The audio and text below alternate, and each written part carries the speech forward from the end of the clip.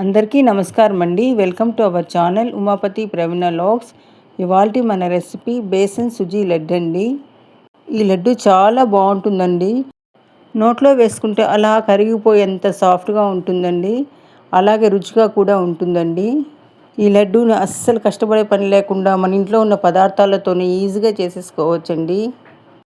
మరి ఈ లడ్డూని ఎలా తయారు చేయాలో చూసేద్దామా? మరి లేట్ ఎందుకు, వీడియోని స్కిప్ చేయకుండా చివరి వరకు చూసేసేయండి.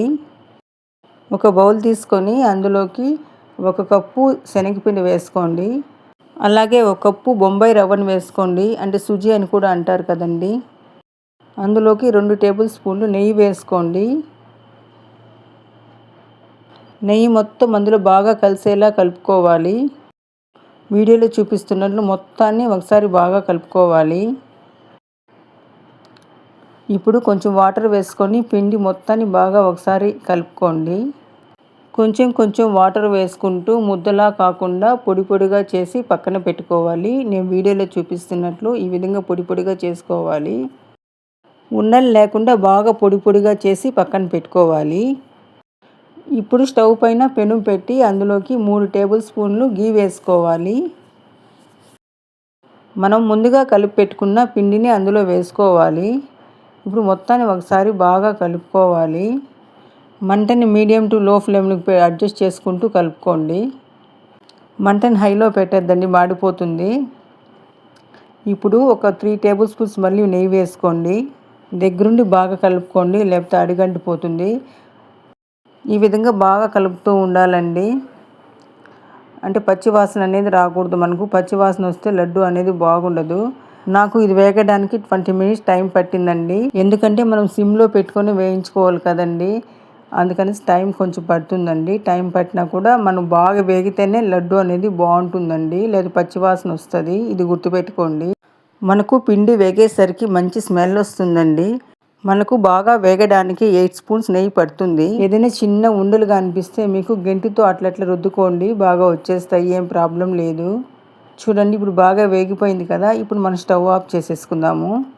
ఇప్పుడు మనం దీన్ని కొంచెం చల్లార్చుకోవాలి. ఇప్పుడు మనం ఈ పిండిని మిక్సీ జార్లో వేసుకొని మిక్సీ పట్టుకోవాలి.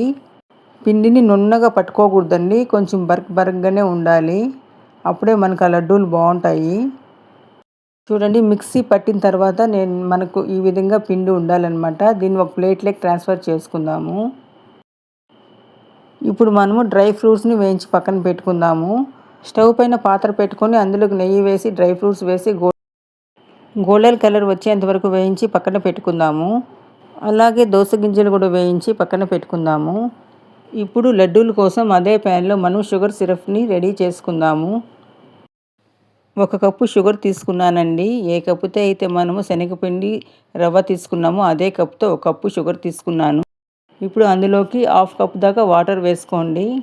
షుగర్ని బాగా కరగనివ్వండి. మనకి ఎలాంటి పాకం రానవసరం లేదండి. షుగర్ బాగా కరిగిపోవాలి. మనకు షుగర్ బాగా కరిగి ఒక పొంగు వచ్చినప్పుడు స్టవ్ ఆఫ్ చేసేసుకోండి. వీడియోలో చూస్తున్నారు కదా, ఈ విధంగా వచ్చినప్పుడు స్టవ్ ఆఫ్ చేసుకోండి. ఫ్లేవర్ కోసం మీరు ఇందులో ఇలాచీ పౌడర్ని అయితే యాడ్ చేసుకోవచ్చండి. నేను యాడ్ చేయలేదు.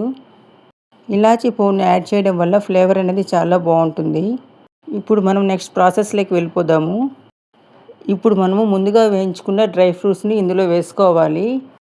నేను ఇందులో డ్రై ఫ్రూట్స్ వేసి కలిపేసానండి. ఆ క్లిప్ నాకు మిస్ అయ్యింది. ఇప్పుడు మనం ముందుగా ప్రిపేర్ చేసుకున్న సిరప్ని అందులో వేసుకోవాలి. మొత్తం ఒకేసారిగా వేసేసేయద్దండి, కొంచెం కొంచెంగా వేసుకోండి. ఈ విధంగా కొంచెం కొంచెంగా వేసుకుంటూ మొత్తాన్ని ఒకసారి బాగా కలుపుకోండి. ఆ సిరప్ మొత్తం అందులో బాగా కలిసేలా కలుపుకోండి. ఇప్పుడు మనం లడ్డూలు చుట్టుకోవాలి. ఈ విధంగా కొంచెం కొంచెం తీసుకొని లడ్డూలు చుట్టి పక్కన పెట్టుకోండి. ఈ విధంగా అన్ని లడ్డూలు చుట్టి పక్కన పెట్టేసుకోండి. ఇంతేనండి, ఎంతో తీయనైన లడ్లు మనకు రెడీ అయిపోయినాయండి. మీరు ఒకసారి ఇలా ట్రై చేసి ఎలా వచ్చిందో కామెంట్ బాక్స్లో కామెంట్ చేయండి. వీడియో నచ్చినట్లయితే లైక్ చేసి ఫ్రెండ్స్కి రిలేటివ్స్కి షేర్ చేసి మరిన్ని ఈజీ రెసిపీస్ కోసం మన ఛానల్ని సబ్స్క్రైబ్ చేసుకోవడం మర్చిపోకండి. మరొక కొత్త వీడియోతో మళ్ళీ కలుద్దాం. Thanks for watching.